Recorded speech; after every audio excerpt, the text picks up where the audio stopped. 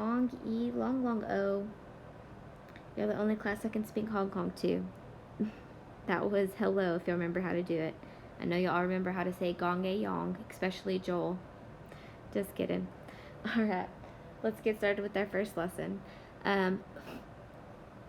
This unit is Unit 1, and the title is Introduction to Functions.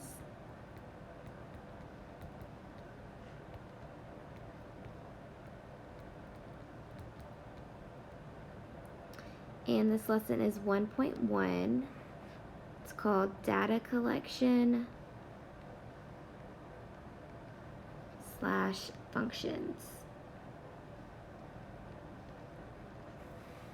Okay, so make sure you take time to glue in this unit title page and to record this information. And then whenever you're ready, let's go ahead and flip to the first page of notes. Okay, so to start off, we are going to do a data collection. You're going to ask yourself, how many rooms do you have in your house? So count like bedrooms, kitchens, bathrooms. You're going to count all of the rooms in your house, and then how many TVs you have. So I have 12 rooms in my house because we have a downstairs and an upstairs, and we have 3 TVs. So go around the room and you're going to share how many rooms you have and then how many TVs. And then once you have all of that data, you're going to come over here and create a scatter plot. So remember that X is always represented first and then Y. So my X-axis would be number of rooms. And then the Y-axis would be number of TVs. Okay, and then let's just go by a scale of 1. So I'm going to make each of these increase by 1.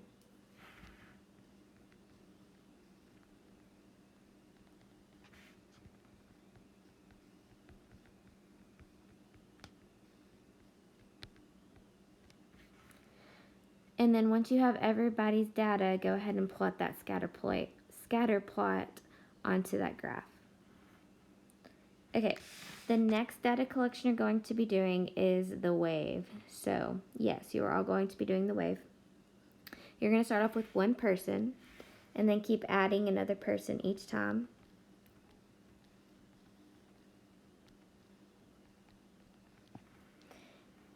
So for the first person, make sure you have a timer. You can just time it on like a phone or something.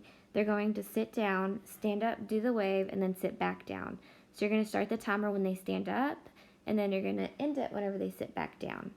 Okay, and then same thing for the next person. So the first person is going to stand up, do the wave, sit back down, and then the next person will stand up and sit back down, and then you'd end the timer. You're going to keep doing this until you've done it with the entire class. And then you're going to plot that onto this graph.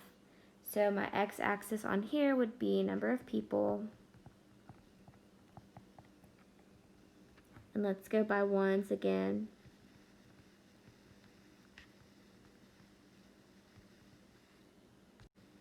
And then my y-axis would be time. And let's go by 5 seconds.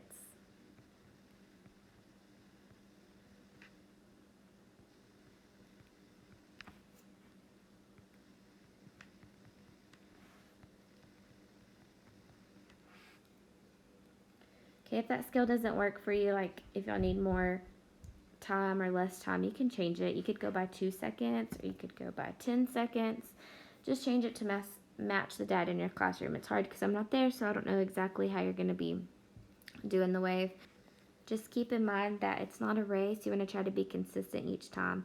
So every time you do the wave, try to keep it the same speed. You don't want to keep getting faster and faster as you go. Okay, so then pause this video, and after you have created or collected all of your data, you're going to answer these questions to number 3 and 4. So how are the data collections similar and different? Well, you should have noticed in number 1 that you should have gotten a bunch of just different random points, okay?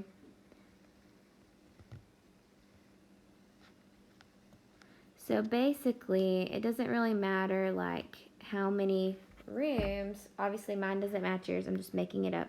But it doesn't matter how many rooms you have. Just because somebody has a house with lots of rooms doesn't mean that you're going to have a lot of TVs. So there's not really any pattern there. It's just a bunch of random points. Okay, for then the second data collection, you should have a linear graph. Okay, I know it's not going to be perfect, but you should be able to draw somewhat of a straight line. I know that.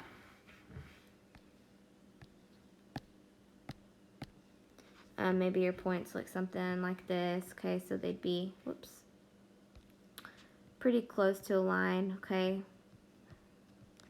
So as we added more people, the time should increase with the wave. So it's more of a pattern because this graph is increasing. Okay, number 4, which data collection do you think represents a function? Well, number 2 would be a function because it's more of a pattern. Also, we don't have repeated x values. Remember, we have what's called the vertical line test. If I drew a line straight down, I want to make sure that it does not go through more than one x at a time. Okay, let's go to the next page. So now we're going to talk about relations and functions. A relation is just a set of ordered pairs.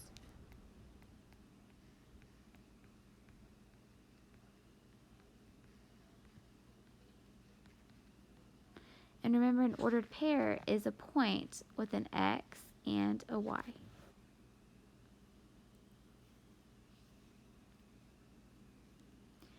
Okay, moving on to a function. A function is a relation where every input, which is the x's, has exactly one output, which are the y's. Excuse my handwriting on this. I know it's kind of messy.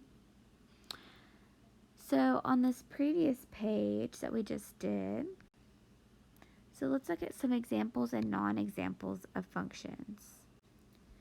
On this first example box, let's create some graphs that would look like functions. So one example would just be a straight line, a linear graph.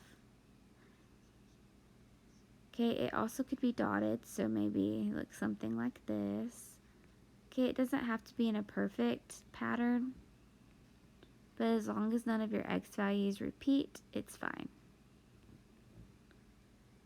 Let me make those points a little bigger. There we go.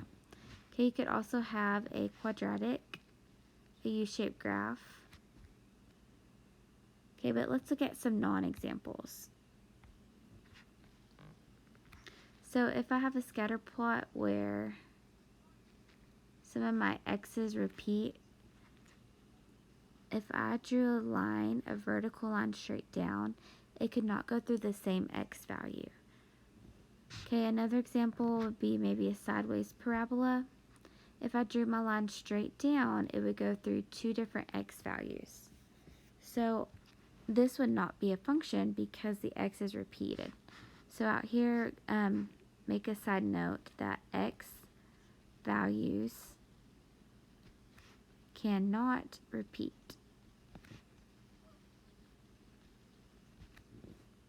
Remember we talked about in Algebra 1 that you don't want repeated ex-boyfriends or girlfriends. That was something we said to help us remember that. Okay, so now let's look at some of these other examples. Let's just start off with a set of ordered pairs. So maybe I would have 1, 2, 3, 4, and 5, 2. Okay, then let's put it in a mapping diagram. So x goes first, and then y comes second. My x's are 1, 3, and 5.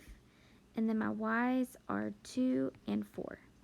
And then I'm going to draw a line to connect those. So 1 goes to 2, 3 goes to 4, and then 5 goes to 2. Alright, so this is a function because your x's don't repeat. your y's repeat, but that's okay. Remember we talked about, like, if this was people and this was a bus stop, it's okay for two people to get off at the same bus stop. So let's say person 1 and person 5 both got off at bus stop 2. That's okay. Two people can get off at one bus stop. But over here on this non-example, let's say we have the numbers 1, 2 again, 3, 4, and 1, 5. So if I create a mapping diagram of this, whoops, that was a bad circle.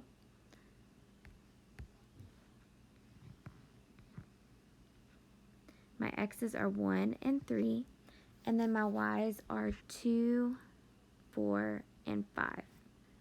So I'm going to draw a line going from 1 to 2, 3 to 4, and then 1 to 5. So this is not a function because it's impossible for one person to get off at two bus stops.